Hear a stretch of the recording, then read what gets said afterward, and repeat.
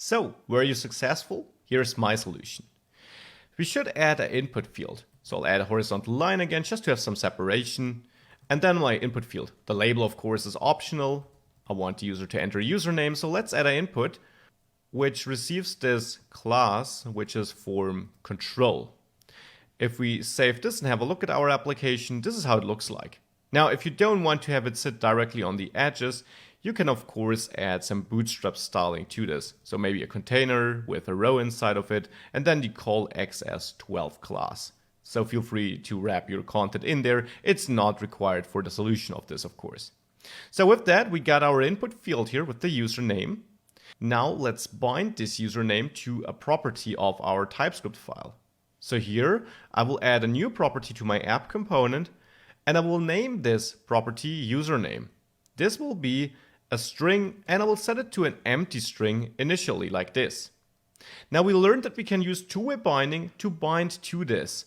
So on my input here, I'll add two-way binding by adding squared brackets and then parentheses. This is this two-way binding syntax, and then ngModel.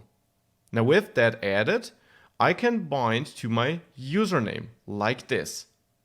Now important, for ngModel to work, you need to make sure that in your app module you have forms module added to the imports, because the ngModel directive technically is part of the forms module provided by Angular. So make sure that you have this. You should have it there by default when using a CLI project. And then with that, we should update the username on every keystroke. Now to be able to see that, I'll add a paragraph below the input, and here I want to output username. Now with that being output here, we can save this. ngserved should be running, of course. And we should see that if I enter supermax here, we see it below the input. So the first two tasks here are solved. Now let's add the button. So we'll add a button below the paragraph where I will say reset user. And this button will first of all receive some Bootstrap classes, button primary, to make it look nice. But more importantly, we should disable it if the username is empty. Now how can we do that? We have learned that we can bind to the disabled property. Now, even though we used that a couple of times, that's of course not the only property you can bind to, but it's the one we will need here. Now, disabled. We could set disabled to some property which is true or false, or we directly set it to true or false. But as I explained, between the quotation marks, you simply have an expression which resolves to a true or false.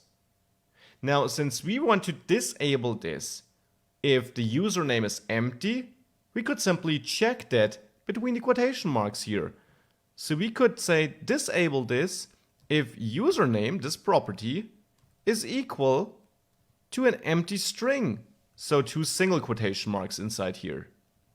With this expression, this will return true if username is empty. Therefore, then this button will be disabled. Otherwise, it will be false and the button will be enabled. Let's see if this works as expected. After saving this, the button is indeed disabled at the beginning because username clearly is an empty string. But as soon as I type anything in here, you see it gets enabled. So this is how we can use property binding again with any expression which returns as the value the property we're binding to expects. So in the case of disabled, true or false. Now with that we get this solved too. Now we should also add a click listener to this button so that we can reset the username once we do click the button. So event binding with normal parentheses. Let's bind to click for this. And here we could call onReset, a method where we then set the username equal to an empty string. But since this is all we're going to do, I can also just say username equals empty string. And now don't mistake this for the syntax we used here on the disabled property. There we have 3 equal signs to check something. Here we have 1 equal sign to assign a value. With this in place, we should now be able to go back to the application, enter supermax here, and if I click reset user, It's empty and the button is disabled again because we reset the username string. And that is our assignment on data binding solved. I hope you enjoyed it.